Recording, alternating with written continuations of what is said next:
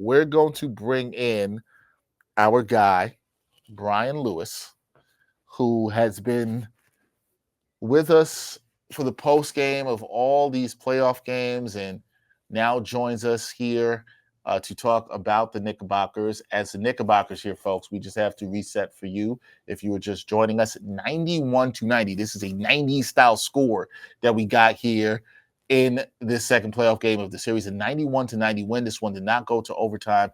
The Knicks had an incredible run. It was 21-2 before Boston finally scored some points, made it 21-4 on the free throws there. So huge run by the Knicks there in the fourth quarter.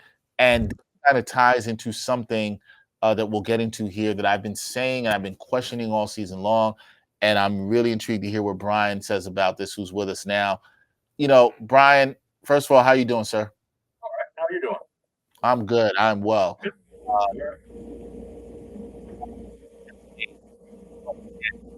The Knicks are winning these games. The margins are small. I'm not somebody who believes, especially in the playoffs, in luck. You make your own luck. You put yourself in good situations.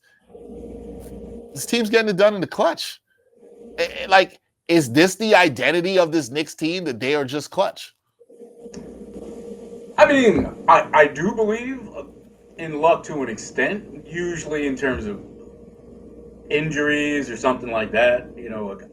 An opponent gets hurt, that's bad fortune for them. But listen, this is not the Knicks being lucky.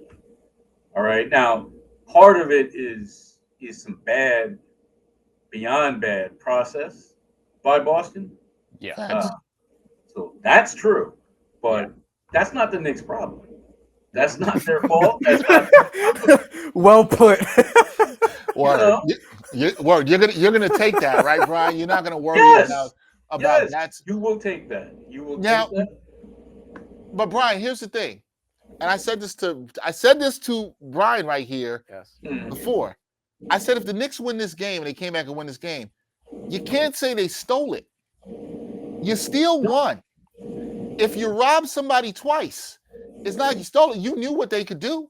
I mean, the knew what they were capable of. I think you could rob. I mean, if you're down 16 in the fourth, I mean, I guess you could say you stole it. But listen, they smacked him in the face and took it.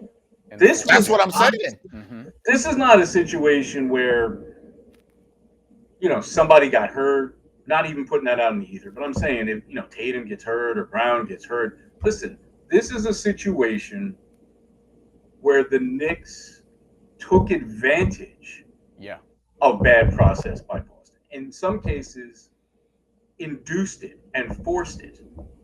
All right. Now the threes, whatever. That's it's a make or miss league. Run hot, run cold. But listen, they forced them to miss 75 threes in 2 games. NBA record. That's the most in history. Yeah.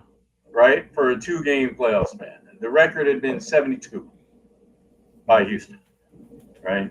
And we know, the way Houston chucked, fine, whatever. Yep. This is 75 in 2 games. That's not all just good fortune. Like you're just standing there with your hands down and watching them miss threes. In many cases, this is good defense in terms of contests, because particularly in the first game, a lot of them were contested. This game, in the beginning, I thought Boston's process was a little better, just in terms of being intent, especially from Brown, intent on getting in the paint and causing some havoc. But down the stretch, listen, Boston had a 16-point lead at home in a good home court advantage, and the Knicks took that from them. Mikal Bridges, again, huge in the fourth, 14 points. That block, I thought before was the biggest play he had made. And no, I was wrong. This is the biggest play he's made in a Knicks game. Because before you still thought, all right, it's 1 game, but now they have been put in a situation where you should close this out. You have no reason not to close this out. I think it's crazy because a lot of us in the journalism community Myself, Brian, you. What was your pick for the series, Brian? I had the Celtics winning it fairly easily. And I had Celtics in And then 6. after game one, I said 7. Yeah, you said You know, 7. when you said you have an opportunity to correct yourself, I I did. said I did. 7. I did ask that. I That's true. Here's something I wanna. I brought up a little bit of history, and you've been doing this longer than me. Um, the last time the Knicks were, I would say, were up 2-0 in a series where it really excited the fan base and they were the underdog was 1993 against the Bulls Yes, in the against second the Bulls, they were up 2-0. I 2-0. do think they might have had the higher seed. So I They do. did have the higher seed, but I do not believe they were the favorites, if I remember correctly. I was young, so I was looking at the odds, Yeah, but you know what? I have to acknowledge, in interest of full disclosure, I'm terrible with knowing what the point spreads are in basketball. I don't gamble. I don't That's why follow I'm here. point spreads in basketball. But yeah, that was 2-0, and then they lost 4 straight. exactly. They lost 4 straight. And there was a lot of hype. Game 2, memorable moment. They get the dunk. All I'm saying is I've seen it before where series are not over after winning 2. Now, the difference in that is the Knicks won the first 2 at home Mm-hmm. in very convincing fashion in that series. Then they had to go to Chicago. Mm-hmm. So it's a tall order. Brian just brought this up when we had Grady Diaz sitting here. It's a tall order for the Knicks, the Celtics to win 4 out of 5 now. It's what the series has become for them. How confident are you based on what you've seen in the grit from this Knicks team and their clutch ability to come back home to the Garden, hopefully take care of business, maintain home court advantage, and close the series out? I have more faith in this team doing that than I did against Chicago. And part of that is the grit that the Knicks have shown. Another part of it is the sheer, listen, I don't want to say arrogance, because that's not the right term. Stubbornness.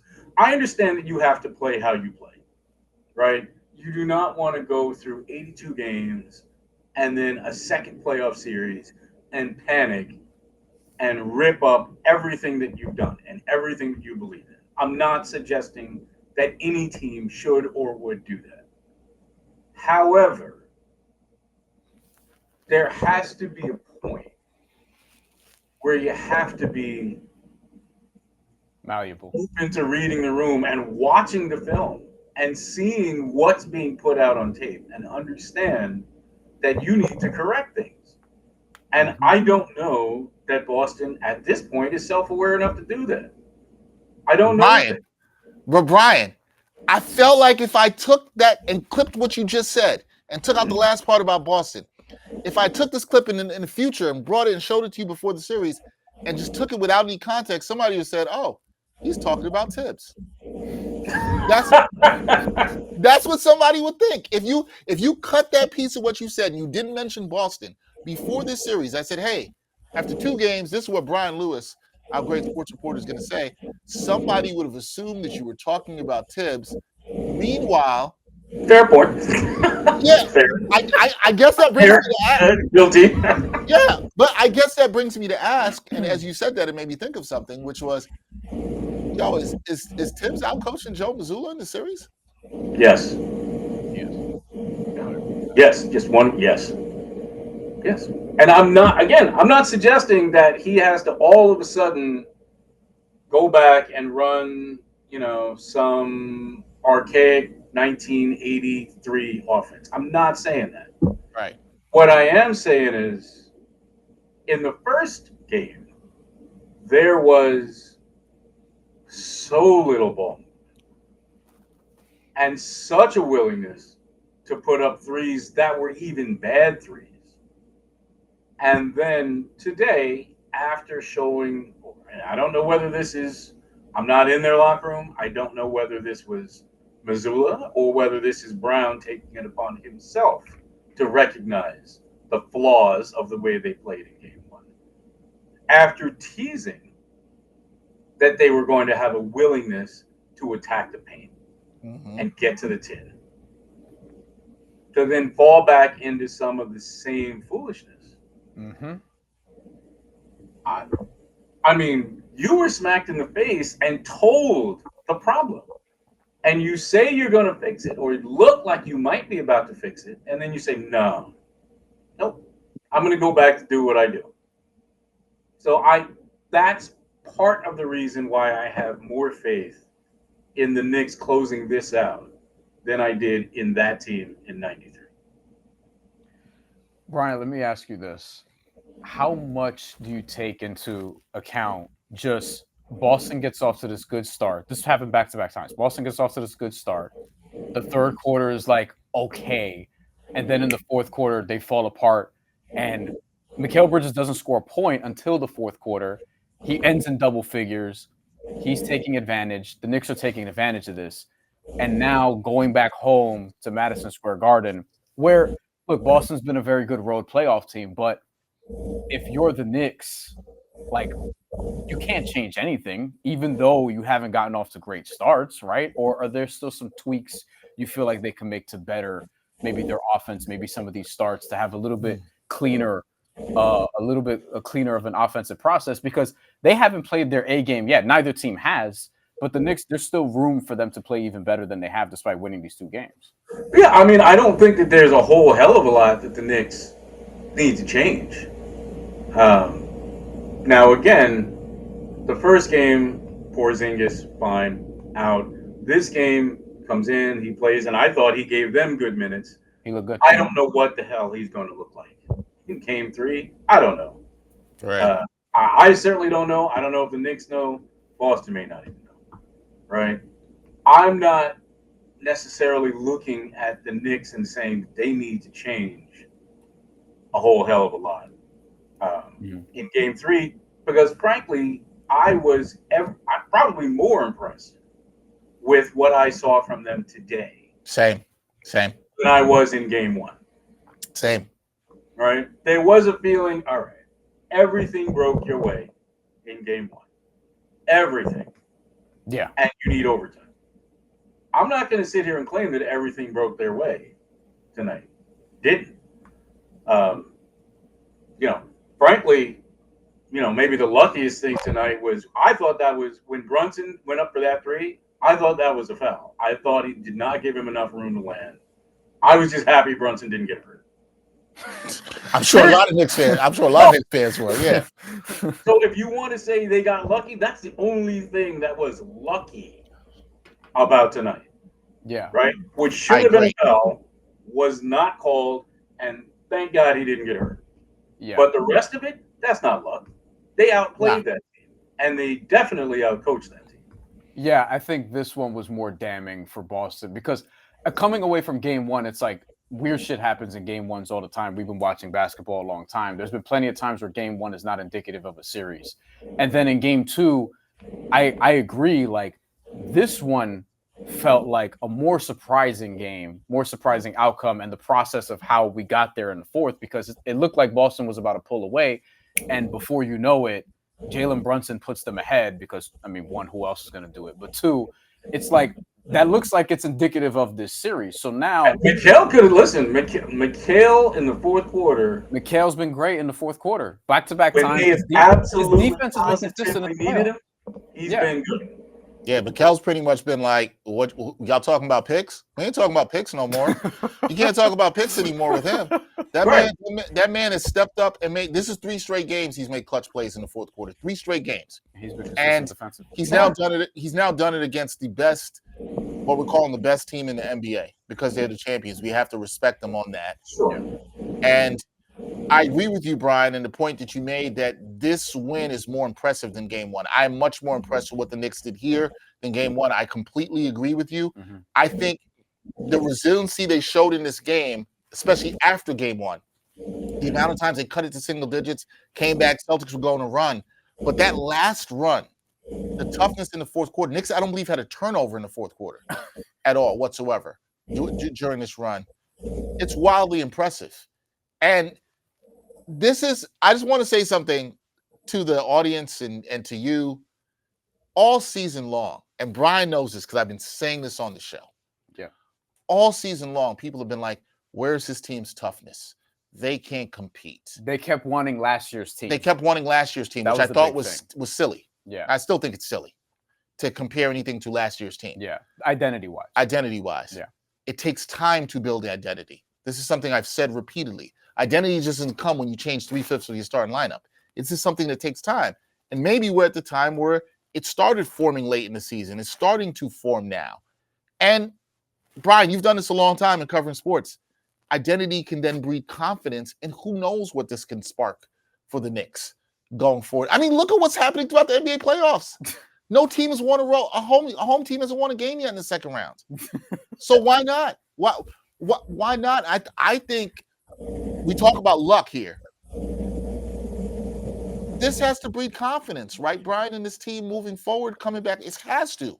Yeah, one, I do believe continuity breeds a certain amount of confidence, right? So when there are changes, and I know coaches say this, and just fans push back on it because they don't want to hear it, but it does take a while to get everybody on the same page, to get everybody trusting everybody, to get guys not just playing hard, because there's a difference between playing hard and playing for each other.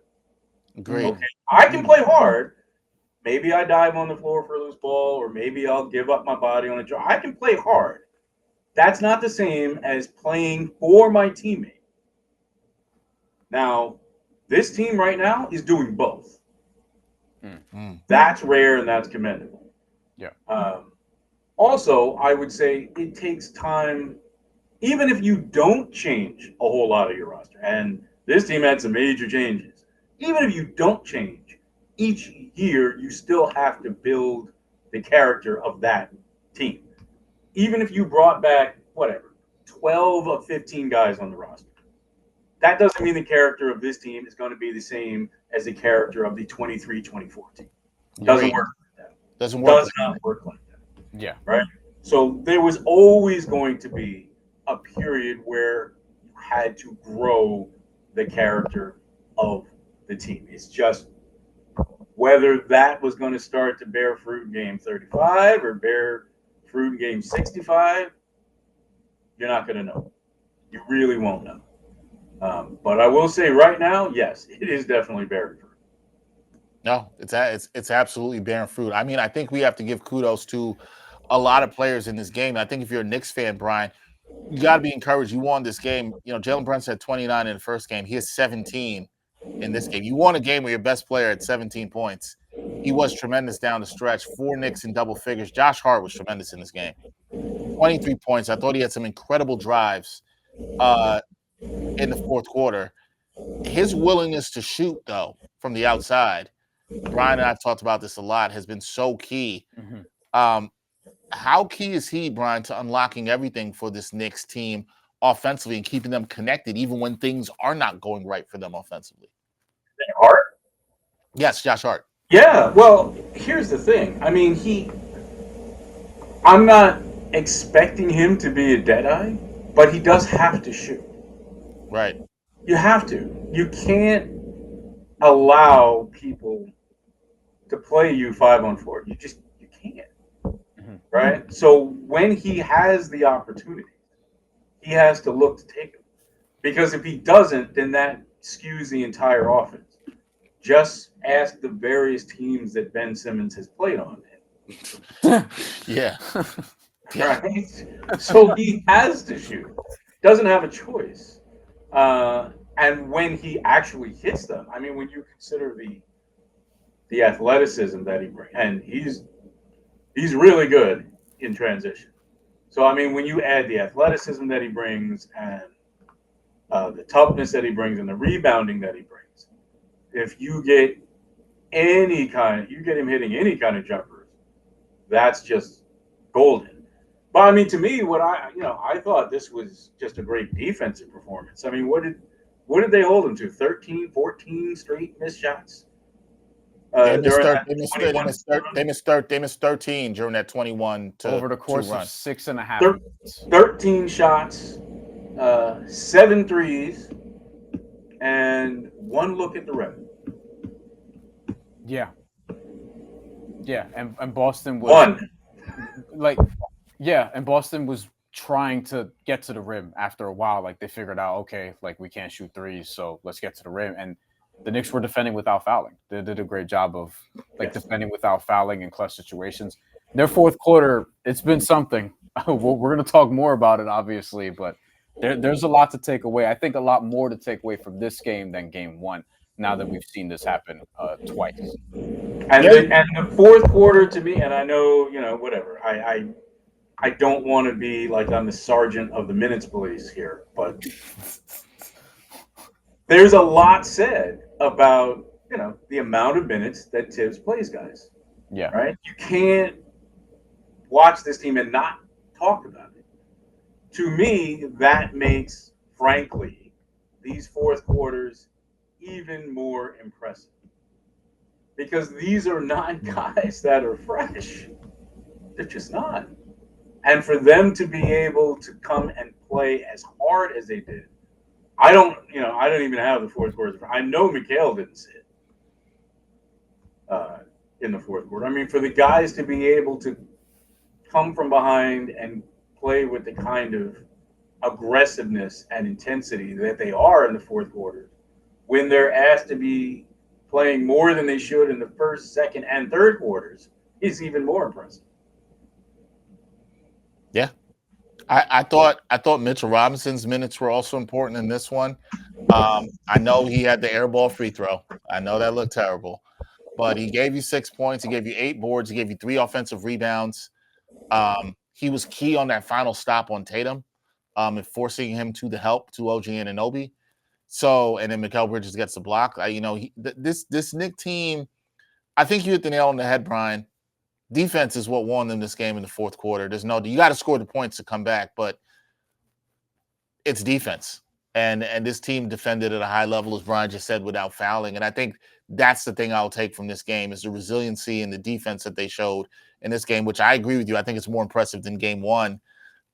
And Brian's been saying he doesn't think the Knicks have played their best game. I don't think there's much. Neither team has. Neither team has. Yeah. The Knicks can play better than this. Both of them can. Yeah. And can you see them playing better than this? I think the Knicks can play better than this. Yeah. I know the Celtics can play better than this. Listen. Let's be fair. I had a lot more faith in the Bulls, that Bulls team, with the leadership that they had, than I do in this Celtic team. They had Jordan and Pippen. Yeah. I mean, there's a 0% chance, and I don't like using absolutes, 0, that Michael Jordan would have allowed the kind of shot selection that he Word. Right. That's a great point. That's a great point. It's a great point. And I've seen. Thank you to everybody watching in the chat and liking us on the YouTube channel. Hit that like button. Hit that subscribe button. I've seen some people in the chat mention, hey, they understand the comparison I'm bringing up when the last time the Knicks had this and they were against a defending champion. Again, that's the comparison. They were going up against a defending champion. They were up 2-0. They did have home court advantage in that series. But to the people in the chat who said, yeah, they don't have Jordan, they don't have Pippen, I hear you. You're right. And I think that's part of the point you're making. Michael Jordan, the thing we have sort of put in his lore is that he would not let his team lose, right?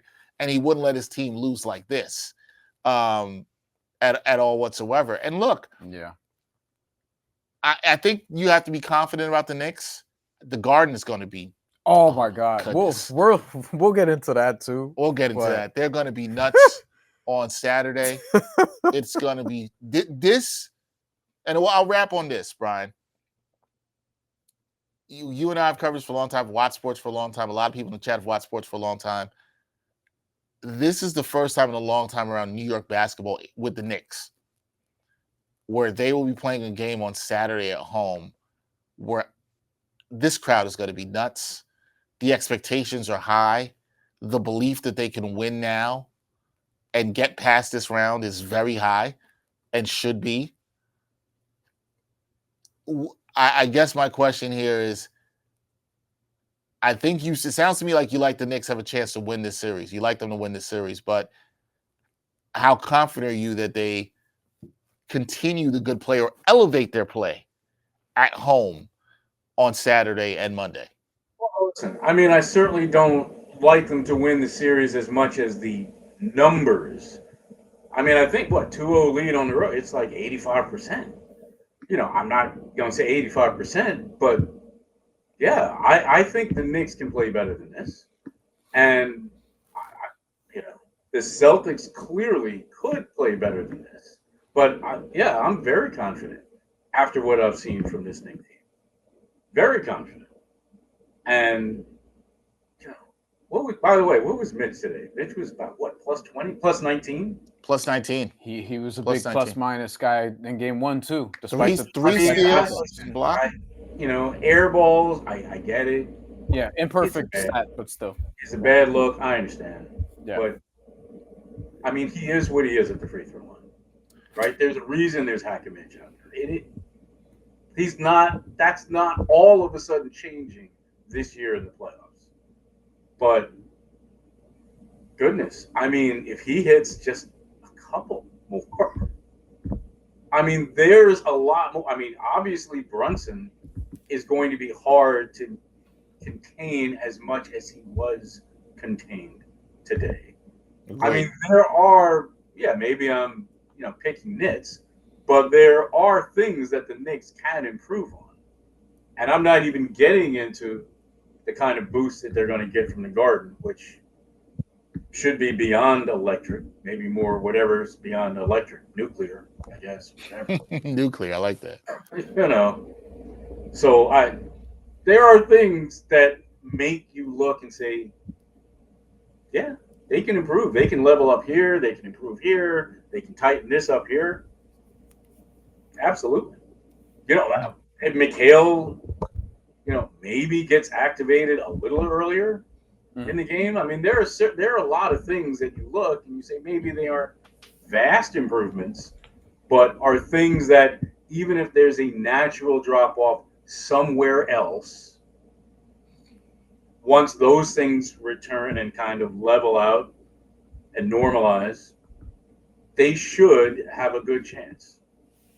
Yeah, they should. And I think if you're this team in the front office and you look at the fact that Jaylen Brown had 20 points on 8 of 23 shooting, Jason Tatum had 13 points and 5 of 20 shooting, this is what the front office assembled Wingstop for. This is what they assembled them for, and they have gotten the job done on the road. This was information I think that was trying to be gathered from this series from the Knicks in the front office, and through 2 games, the information gathered has been pretty positive. You have to say that. So it'll be fun. Game 3 is Saturday. Brian, you'll be joining us after that game. Man, these games have been fun, man. I've had so much fun doing it. We're so grateful to talk to you after. Get some rest. We'll see in this game that's going on now for road team. A home team can finally win a game in the second round because nobody's able to do that. Yeah. Can't wait. Can't wait. All right, Brian. We'll see you Saturday, Brian. Man. Peace. Brian Lewis, sports reporter for the New York Post. Join us here on the post-game wrap for New York Game Knicks Live watch party. We had Grady Diaz in the building with us, kicking it with us to watch the game. OKC trying to do their part to be a home team Had them in to the win a first game. half as well. They are up Celtics 30 covered to 13 in the first half, but blew it at the end.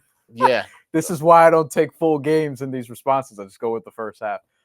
Look, let's wrap on this because there's a few different things. Game 3 is going to be really, really loud, like ridiculously loud. I thought it would have been loud if the Celtics won 1 and 2. Now that the Knicks have a 2-0 lead, it's going to be, we're going to hear it from here. We're not that far from the Garden, but we're, it's a little bit of a walk. And just, I know the Celtics have room to play better, but the Knicks do also. And the thing that, to me, like game 1, again, at the end, I'm kind of like, all right, game 1 happened. Now, this is a 5-alarm fire for Boston. The Knicks got to be feeling great because all they really need to do, at a bare minimum, as they've demonstrated, is hang around, and then in the fourth quarter, like, you have a chance to win the game. And I'll give you credit because you said this. Like, people were questioning what's the identity of this team all season long. And we didn't really know. Like, for good reason, because it was like, all right, is it that they're just more offensively talented than they used to be?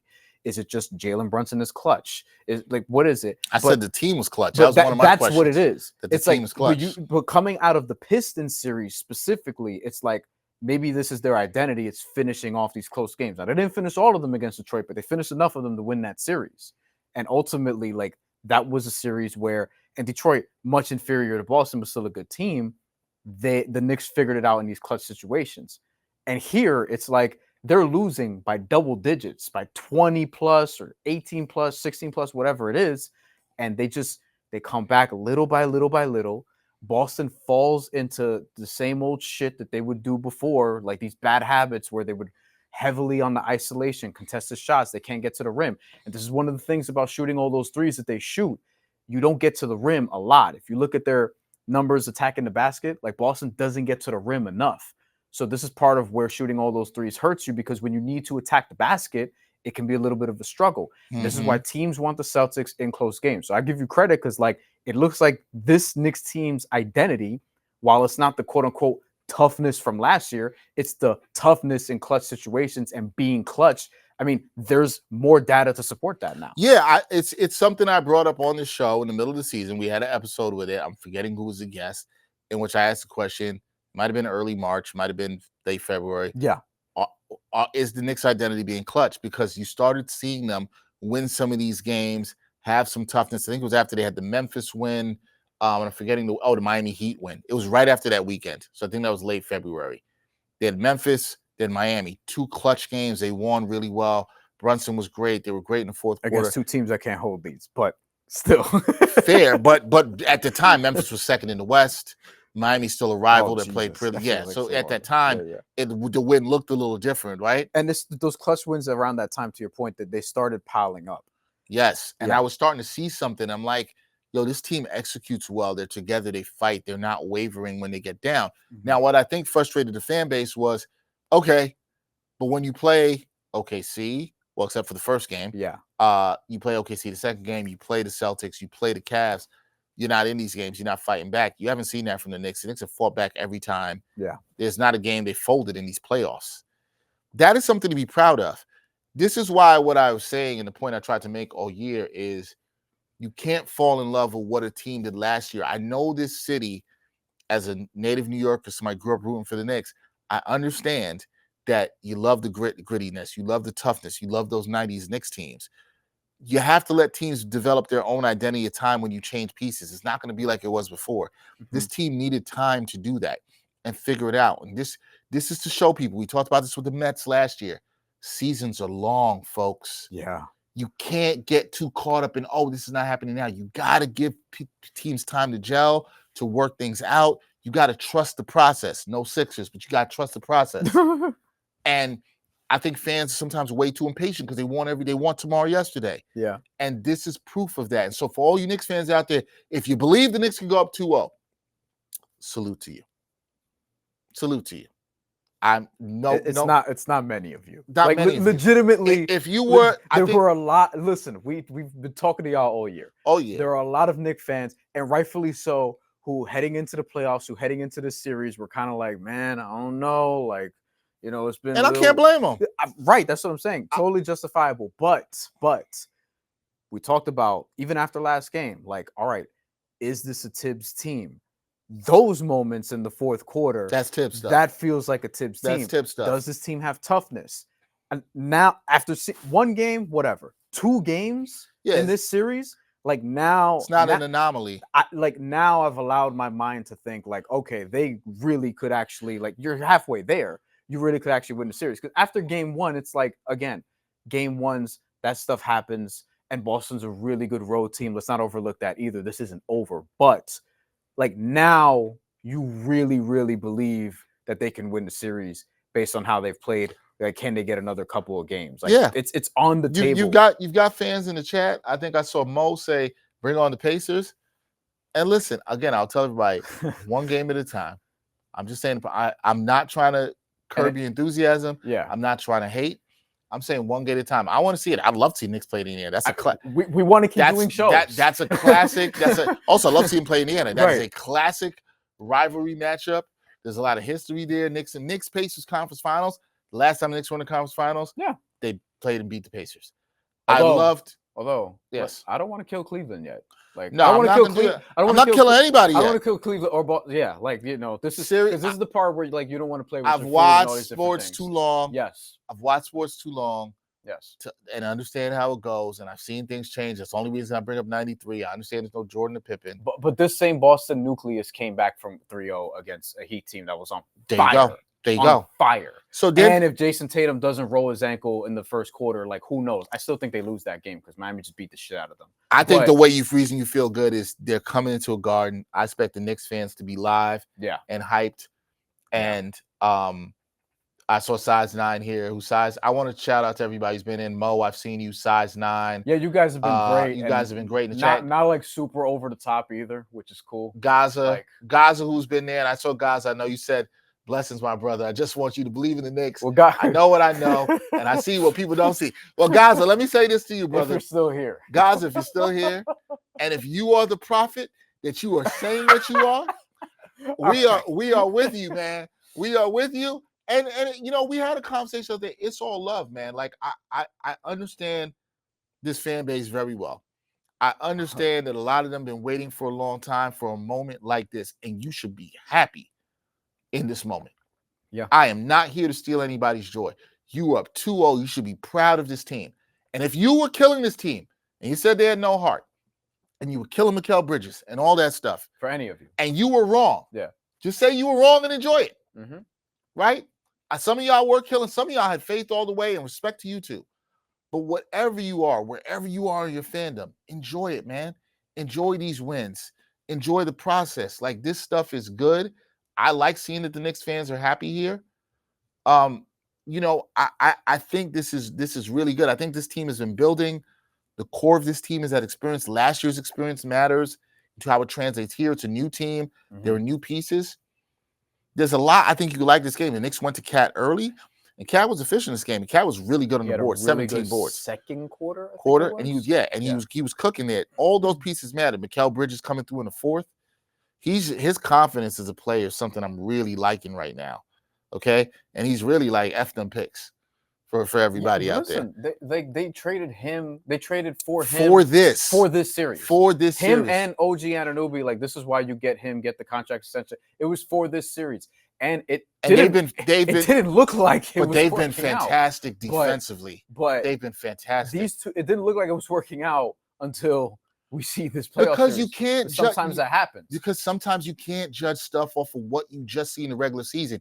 The playoffs are the time to evaluate, truly evaluate. But you know what? The thing you couldn't take from the regular season is like Boston was just whooping their ass and making all their threes. So in a tight game situation, it's different.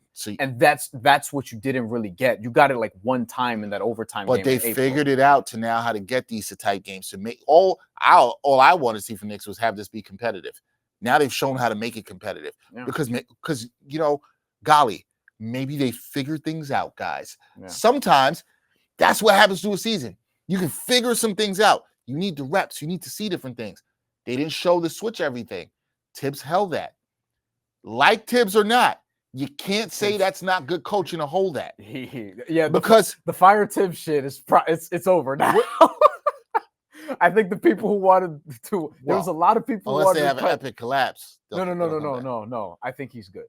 I think so too. I think he's good after these two, and I also don't think they can like. I don't think they're going to lose 4 straight though. I don't. I don't see that. I don't. I don't see this looking like 93, and I wasn't trying to say that. I don't look. It has happened in NBA history. I think there was a Bulls Celtics series, although a different iteration of both teams. Yes. But there was one where like the Bulls I think went up 2-0 and lost 4 straight. Yeah. Yeah, something like it's happened, but at the same time like. The numbers are not on 85% of the time. Team wins the first 2 games in a row. And they win. I wonder NBA wide. This is for a larger discussion for another day, but just something we could have. But like NBA wide, I do wonder: is this going to be like, like maybe teams are leaning too far, or maybe just Boston, but maybe teams are leaning too far into 3-point shooting because if you don't have the variety, look at what could happen in close games. And the Knicks have not a better offense in totality, but a more balanced offense. From the standpoint of getting their shots from different I areas like of the floor. I love the word you use there. You're right. Balance, bro. Yeah. You're right. They don't have the ceiling for their offense is not as high, but the Knicks are a more balanced offense. And you saw, look at the shot diet that Mikal Bridges had in the fourth. He had a couple of middies. Mm-hmm. He had some threes. He had shots in the flow of the offense. This Knicks offense is only gaining confidence, and credit Josh Hart. Josh Hart was tremendous in this game. Should have took us over again. Forgot. Josh Hart was tremendous. Grady even said it. She's like, I don't like that Boston shoots all them threes. Yeah, she said she doesn't like it. And Boston fans are saying this, and I have Boston friends. You know, Josh Hart hasn't been piling up the assists that he normally gets in this game. But this team dares Josh Hart to win games for the Knicks. And not that he wins them by himself, he doesn't, but like he is a driving force in their offense. Like Boston, he's the guy that they dare. Mitchell Robinson too, to an extent, but he's the guy that they dare from at least the perimeter. He's taking the shots and he's making the shots. This playoff run is starting to have one of those special feels. One of those feels I haven't felt around here in quite some time. The other team in the with East, the Knicks. The other team in the East is saying the same thing. Saying the same thing. Two play each other. We're not going to get ahead of ourselves. But it feels but if the two of them look like they're right now on a collision course to meet, sure feels like the 90s, guys. Feels like the 90s. And God, we'll be doing more shows if that's all the case. If we get ourselves a Knicks Pacers conference finals, because it would just be a lot of fun for the city. The teams played each other last year. Pacers knock them out. It's a Knicks rival. It's a historic rival. Both teams are healthy. Both right teams now. are healthy and playing. It will be a fun series. But you know, you got to take it one game at a time. Next up is game 3. It's going to be a hard series, by the way. I wish if they do play each other. I'm so glad we'll be here, but I wish I was in the building for that one. If there ever was a game, I wish I could feel the Garden crowd, hear the Garden crowd here. It would be this one. We will be back on Saturday, 3:30 Eastern. We'll be going live right here. Our guest will be Joe Delara from the Action Network, his buddy. So, you know, we're going to have plenty of props. He's a Knicks fan to talk about. He's a big Knicks fan. He is. We're going to have some fun props we're going to go through in the game with Joe. That'll be a fun one. It'll be rocking. You know, Joe's probably going to be here in some Knicks gear. Maybe. It's good. But, hey, we had the opposition in here for the first time. And, you know, Grady Diaz had to go home a little sad. That's the homie, but she had to go home a little bit sad. She got a title though. She'll be fine. I think Grady will be fine.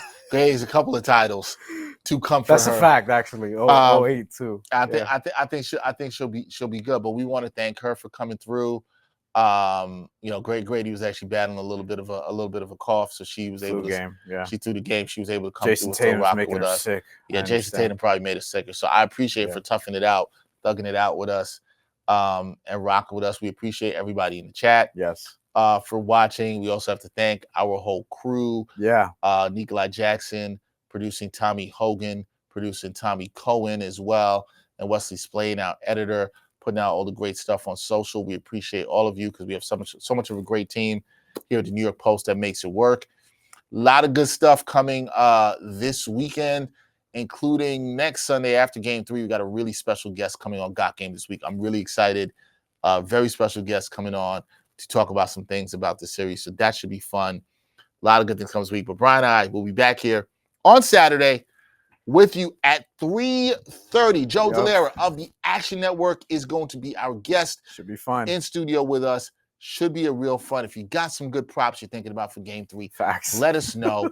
We'll be having some fun with props because that's my thing to do. We did some before we go. Did you do any props today? How'd you do on the props? Yeah, Derek White didn't get the threes. Celtics did get the first half. I had something Knicks, but I don't recall what it was. But I don't think it got there. But hey, it looks like I'll get the Celtics and Thunder first half parlay, and we're waiting on some stuff for the Denver game. So it was better. It was better the last 2 days. Better than the last 2 days. Let's see. Hopefully it's better. No, better the last 2 days than today. Today it looks like we'll lose a unit, but it's only a We unit. will see. It should be a good day. But if you're a Knicks fan, this was a great day. Enjoy this win. 2-0. The next 2 days are going to be orange and blue skies. Orange and blue skies. 7th Ave right now. I'm glad we have 2 days off. It's going to be a fun 2 days. I get to go see Kendrick perform live on Friday. That'll be dope. And we're back with good energy on Saturday. So for everybody out there, the great team here at the New York Post Sports. Our guest today, Grady Diaz. He's Bryan Fonseca. I'm Dexter Henry. Job not finished. Job is not finished, but the Knicks are up 2-0 against the Boston Celtics. 2-0, folks. They're going to be partying on Broadway already. They already They won the championship. They you won't already know it. It's going to be pretty good. Everybody enjoy the next couple of days off. We'll be back on Saturday. Until next time, y'all. Peace.